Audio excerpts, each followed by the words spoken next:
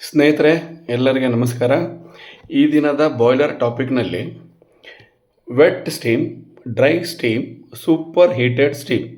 ಸ್ಟೀಮ್ಗಳಲ್ಲಿ 3 ವಿಧ: wet steam, dry steam, super heated steam. So ಫಸ್ಟಿಗೆ wet steam ಅಂದರೆ ಏನು ಅಂತ ತಿಳ್ಕೊಳ್ಳೋಣ.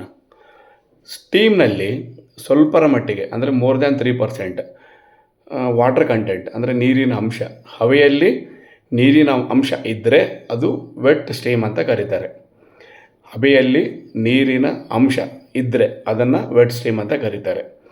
ಡ್ರೈ ಸ್ಟೀಮ್ ಅಂದರೆ ಹವೆಯಲ್ಲಿ ಅಂದರೆ ಸ್ಟೀಮ್ ಒಳಗಡೆ ನೀರು ಇಲ್ಲ ಅಂತ ಅರ್ಥ, ನೀರಿನ ಅಂಶ ಜೀರೋ ಅಂತ ಅರ್ಥ. ಸೊ ವೆಟ್ ಸ್ಟೀಮಲ್ಲಿ ನೀರಿನ ಅಂಶ ಇತ್ತು ಸ್ಟೀಮಲ್ಲಿ, ಡ್ರೈ ಸ್ಟೀಮಲ್ಲಿ ಇಲ್ಲ. So nil, water content in steam is nil in dry steam. So super heated steam ಅಂತಂದರೆ ಡ್ರೈ ಸ್ಟೀಮ್ನ ಫರ್ದರ್ ಹೀಟ್ ಮಾಡಿದರೆ ಅಂದರೆ ಅಟ್ ಸ್ಯಾಚುರೇಷನ್ ಟೆಂಪರೇಚರ್ಗಿಂತ ಜಾಸ್ತಿ ಮಾಡಿದರೆ ಆಗೋ ಸ್ಟೀಮೇ ಸೂಪರ್ ಹೀಟೆಡ್ ಸ್ಟೀಮ್ ಅಂತ ಕರೀತಾರೆ. ಸೂಪರ್ ಹೀಟರ್ ಸ್ಟೀಮ್ನ ಜನ್ರೇಟ್ ಮಾಡಲಿಕ್ಕೆ ಸೂಪರ್ ಹೀಟರ್ ಕಾಯಿಲ್ಸ್ ಯೂಸ್ ಮಾಡ್ತಾರೆ. ಸೊ ಇಲ್ಲಿ wet steam, dry steam, super heated steam ಇದು 3 ನಮಗೆ ಗೊತ್ತಿರಬೇಕು. ವೆಟ್ ಸ್ಟೀಮ್ ಅಂತಂದರೆ ಸಿಂಪಲ್ಲಾಗಿ ಏನು ಹೇಳಬೇಕು, ಸ್ಟೀಮ್ ಒಳಗಡೆ ನೀರಿದ್ದರೆ ಅದು ವೆಟ್ ಸ್ಟೀಮ್, ನೀರಿಲ್ಲ ಅಂದರೆ ಅದು ಡ್ರೈ ಸ್ಟೀಮ್.